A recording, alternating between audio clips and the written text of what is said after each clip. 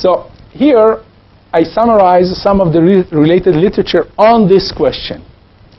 So there isn't really a related evidence exactly on the way I formed the question. But there is a question about the length of the school year. So Grager and Showalter and Aid have used US data, found no significant effect. But in this study, really no attention to causality. It was purely correlations. Some other studies using US state data found some positive effects, but when they introduced, for example, Carden-Kruger, 1992, the JPE, it's a very well-known paper, when they add the state fixed effect, most of the effect that they find is washed out. Okay? And that's again about the length of the school year. Okay? Lee and Barrow, kind of a macrosite study, examine effect in cross-section of countries. They find no effect. But here again, no attention whatsoever to the distinction between simple correlation and causation. Okay? Wussman have a cross-country data with PISA, actually, with the data from PISA, from the 2000, I think, round of PISA. He finds negligible effect. Again, identification is questionable in this paper. This is a nice paper by Steve Pischke, published, I think, in Journal of Labor Economics a few years ago, when he used a natural experiment in Germany, where for one cohort, there was a short school year, okay, because of a policy change. And he finds some effects on repetition, on attending higher tracks in secondary school, but no effects on earning and employment. So he can follow these cohorts over time, okay? So really, you've seen that I haven't quoted any study that looked directly at the effect of studying math per week, 4 versus 3. Studying science, 2 versus 5. No study have addressed this question, and I think this is an important question. I mean, to me, it's the first fundamental input in school. How much time do you spend with your teacher in a given subject? Okay? I mean, think about it, we give so much attention to peer effects, and I'm among those to be blamed about that as well, when we know that the effect of peers is relatively small. And how many studies have addressed the issue of peer effects? Dozens. How many addressed this question? Almost none. Okay? So in this study, I investigate the causal relation between instructional time, I call it here IT, and pupil knowledge in math, science, and reading. As I said, I explain factors that explain part of the variation across countries in this average productivity. I use the PISA 2006 data for over 50 countries. And as you know, they measure the skills of 15 years old. There is variation in instructional times across subjects. I exploit this variation. And I will show you, I estimate pupil fixed effect models. So basically, what I exploit for identification is the fact that within a school, kids study subject a different length of time. Okay? So the same student is studying subjects, one subject for 3 hours, another subject for 5 hours. So the question I ask actually is, a student, does he do better in a subject that he's studying more hours than the subject he studied less hours? Okay? So it's a within pupil analysis. What does it mean? It means that anything about the pupil that is common in its effect for all subjects is taken care of. Any selection due to family background, to the nature of the school in general, to the quality of the teachers in general, to the quality of the school principal in general, all those effects are netted out from the analysis. What's the weakness of this approach? First of all, I assume that the effect on science, an hour additional in science, has the same effect as an hour additional to math. Okay? So that's an assumption, which I will relax and will show you that it's a credible assumption. The second thing is that I assume that any selection based on subject-specific ability is not causing any bias in the estimation. So if a school think that each student, in general, are fantastic in math in terms of their ability, their endowment, than in science, then they will teach more science at the expense, more English at the expense of science. Okay? That type of bias will affect my results, and I will show you tons of sensitivity analysis that this is less likely. Okay? It's less likely to be a cause for a bias in the estimation. So those are the two main assumptions that I make. One, and that the effect across subject is the same.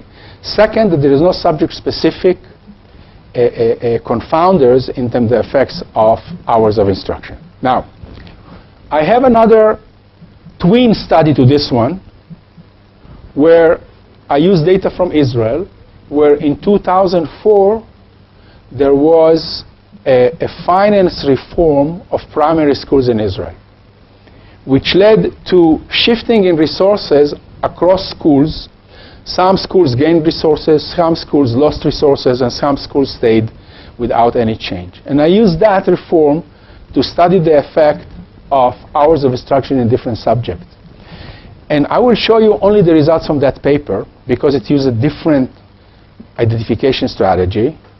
And you will see that I get exactly, not similar, exactly the same effects that I estimate with the PISA data. Okay? So I think that the results are not sensitive to the way I identify the causal effect.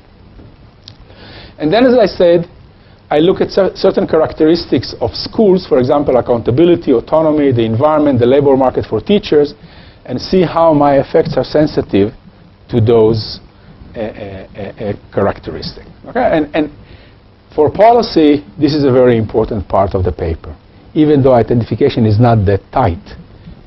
For these questions, still you get some results that are interesting and requires further exploration, and could be, I think, some guidelines for policy. So what do I find? I find that instructional time has a positive effect on test scores. I already said that. The same thing that I find for Israel.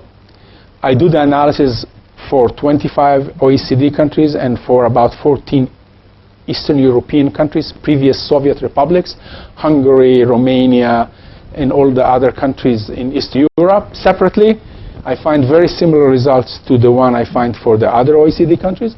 And then for the sample of the poor countries, the developing countries, I find much lower effect.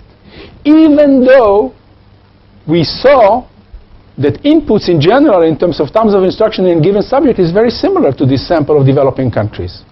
So where is the difference coming from?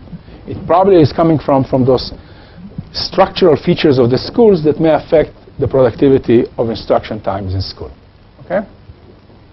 So in terms of the characteristic, schools that have more accountability measures, schools that have more autonomy in hiring teachers, schools that have more autonomy in determining the wages of teachers, schools that have more autonomy in using their budget in general, all these four features are positively correlated with the marginal productivity of instruction time in school.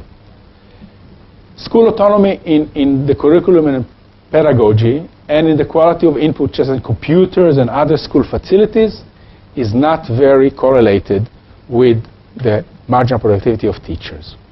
Okay? So for example, computers. People love to study the effect of computers. We really don't have any evidence up to date that computers make a difference for test scores. I'm not saying that you should not computerize schools. I'm not saying that teachers and students should not use computers. What we say is, based on the evidence, and the evidence started with a paper by Engrist and myself in 2000, where we showed that actually having computers doesn't make any difference whatsoever to test scores, and if it does anything, it actually reduces test scores in math. Most of the studies since then have shown that there are no effects, and this is in line with the evidence that focus on computers. So the data come from the PISA, okay, and I focus on the 2006. I've read, as I told you, I already did the analysis also with 2003 and with 2009.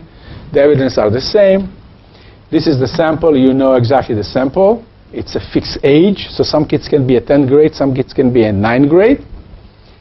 The There's a measure of performance in reading, mathematics, and science literacy. You know how the tests are done. It's both multiple choice and open questions. The material is organized around text and sometimes include pictures, graphs, tables, setting, and real-life situations. There's about 7 hours of test material, and there are randomly drawn some material to construct a test of about 2 hours, and there is variation within tests across students in the classroom. So possibility of teaching is relatively reduced because, you know, the two of you cannot assume that your test is exactly to your test. Okay? So if you're going to cheat, you may actually do the wrong thing in terms of getting the right answers. So it's a 2-hour test, and it's a combination of all the material that they have here for the 7 hours. The average score for the OECD is about 500, and the standard deviation is intended to be 100. Okay? So that's the PISA data. So I told you about the identification. When you see the results, when I look at the OLS relationship, you get huge positive correlation between the amount of time kids study a subject and their test scores. Is that causal? Okay? Well, we don't know, because there could be several direction of bias. Okay? If kids are sorting themselves out, students are sorting themselves out into schools by resources. Okay? So if highly able students will go to schools where they study many hours in each subject, the bias will be upward. Okay? Because potentially high test score students are sorting themselves, self-selecting themselves into schools with more resources. That will be a positive bias. But if the system has a compensatory mechanism, like in Israel, you give more resources to the weakest schools. Weakest in terms of socioeconomic background, in terms of previous test scores, then you will find the opposite bias, that low potential test score schools are getting more resources, they will have more instructional time. That would lead to a downward bias, so a negative bias. Okay? So that's, in a way, an endogeneity problem. It's not a left-out variable, an endogeneity problem. Resources are determined by potential outcomes of the school. Okay? So there could be biases in opposite direction, and what I find here is that the bias is usually upward. Okay? That the OLS is biased upward. High ability students are exposed to more instructional time, and the effect of instruction time is confounded by the socioeconomic background of the students, by parental education, by ability of the students, perhaps by other factors at the school, the quality of teachers, the quality of the school headmaster, the facilities, etc. Okay? So that's a bias that exists in the PISA data, okay, when you look at the result. Okay? So the way I solve the problem, I mean, it would have been nice to have an experiment, and I hope Spain will move in the direction of doing experiments, and you can actually run an experiment when some part of a sample is getting more instructional time and another sample is getting less. Okay? One way to get over the objection to randomization is to roll a program gradually. So even you can have some schools starting for a year or two to get more resources and more instructional time, others will get it later. You can do within school randomization by enrolling a program gradually. First introduce it to 3rd grade, then to 5th grade, and then you can have within school controls. Okay? But we don't at the moment. I'm not aware of a program that have a randomized experiment in instruction time, but I'm aware of programs that have natural experiments like the one I exploited in Israel recently.